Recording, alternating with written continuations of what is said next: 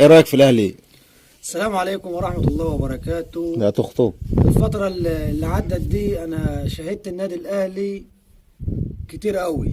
من أكتر اللعيبة اللي عايزه في النادي الأهلي يمشي، عشان هو بصراحة جاب لي الفتاة. طاهر محمد طاهر أنا مش عايز أشوفه ثانية في النادي الأهلي، ولا المعلم حنكشة قفشة حنكشة يرجع تاني بيراميدز وتجيبه توريه بلاتي توريه. طب مين يمشي بقى من النادي الاهلي؟ نمشي اول واحد طاهر، ثانيا قفش.